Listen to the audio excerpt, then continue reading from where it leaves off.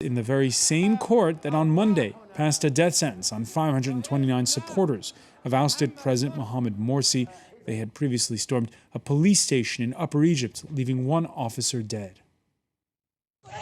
Outside the courthouse, distraught families shout, "We will not be silenced." 529 supporters of the outlawed Muslim Brotherhood have been sentenced to death. Judges found the defendants guilty of crimes ranging from killing 2 police officers to rioting on August 14th, after police killed hundreds of demonstrators while dispersing pro-Morsi protest camps in Cairo. The trial began on Saturday. 2 days later, the sentences were handed out. The defendants' lawyers say they weren't even allowed inside the courthouse. We, the defence lawyers, were all banned from attending the trial by the security. The judge issued his verdict without any defence lawyers in attendance, and he sentenced all these people to death. This is not justice. Justice has been killed. Of the 529 sentenced, less than a third are in custody. The rest have been told they'll get a retrial if they turn themselves in. Altogether, over 1,200 Muslim Brotherhood supporters are currently on trial, including the movement's supreme guide. On the streets of the Egyptian capital, the sentencing received a mixed reaction. The Holy Quran says if you kill someone, you deserve the death penalty. This is the least these people deserve. It's a huge number of people to convict, and I fear the verdict isn't just. Some of them surely are innocent, but others probably deserve this sentence.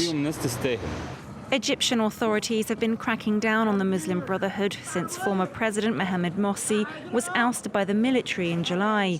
He's currently on trial too. The 529 death sentences have been passed to the Grand Mufti, Egypt's supreme religious authority, for approval. The defendants are expected to appeal. Well, joining us now from Cairo, journalist Ashraf Khalil, author of Liberation Square: Inside the Egyptian Revolution and the Rebirth of a Nation. Ashraf, it's from the same court in Upper Egypt where this happened.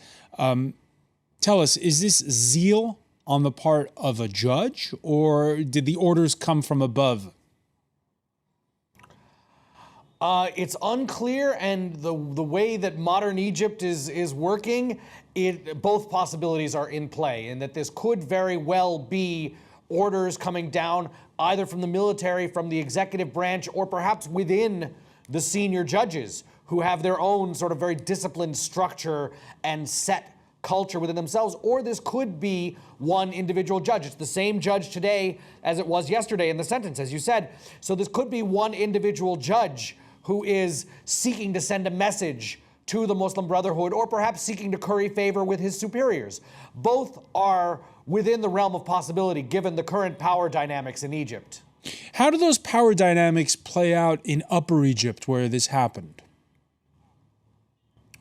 Well, there's a number of particular issues about Upper Egypt, about Minya, where this is located. For starters, that region has long been an Islamist stronghold dating back 15, 20 years. Wide levels of Islamist sympathy within the population and historic ties to organizations like the Muslim Brotherhood and other Islamist groups. On top of that, it's religiously diverse. There is a large Christian population living side by side with Muslims or in largely Christian villages. So that creates tensions that go back 20 years. The other factor socially about Minya is that within the culture there is the concept of tar, is the word in Arabic, revenge, basically. If someone kills or injures your blood, your relative, your neighbor, you feel compelled to seek revenge. So if the government is really going to carry out hundreds of death sentences, that is going to create hundreds of vendettas against the government, against the police, possibly against judges, that many of these relatives are going to feel compelled to carry out. And has the international condemnation, which has been widespread, given pause or made authorities rethink over the past 24 hours? Well, I think the fact that the judge today, after one hearing in which the defense was not present, in which the defense lawyers were not present, announced that he is going to give a verdict in the next session, that alone is an indication and possibly a show of defiance as a result of the pressure from yesterday's verdict. They appear to be, they're putting forth all the signs that they are going to do the same thing. Have mass sentences, even if they're not death sentences. No one can argue that one court session was enough for any judge to come to a verdict against 600 people. So that by itself is a response, perhaps, to the condemnation. However, that said, government authorities, even judicial authorities, have repeated multiple times when asked about this that these sentences are subject to appeal, and some will say off the record that they expect many of these sentences to go away on appeal. So they've been very forward about sort of putting forth the argument that these sentences are not carved in stone, that many of them can and possibly will go away.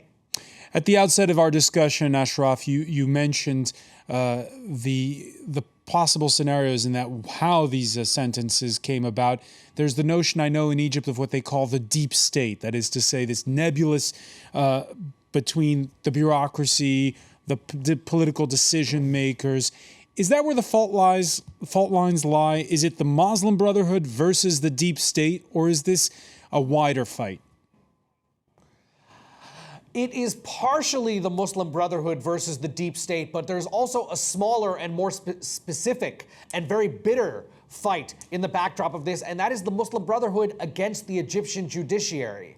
Now, the judiciary are not necessarily always considered members of the deep state, of this ruling elite that continues to run the country through multiple revolutions. Under Mubarak, the judiciary were often a thorn in his side and could not be counted on to simply carry out the will of the executive branch. And so after Morsi's ouster, after the revolution and after Morsi's ouster, the Egyptian judiciary has really emerged as a free-thinking force unto itself. And they have a long vendetta against the Muslim Brotherhood, against Mohamed Morsi, that was openly on display for the entirety of Morsi's year in the presidency. So it is definitely the Muslim Brotherhood versus the deep state, but it is also very specifically the Muslim Brotherhood with a real historic animosity on both sides versus the Egyptian judiciary.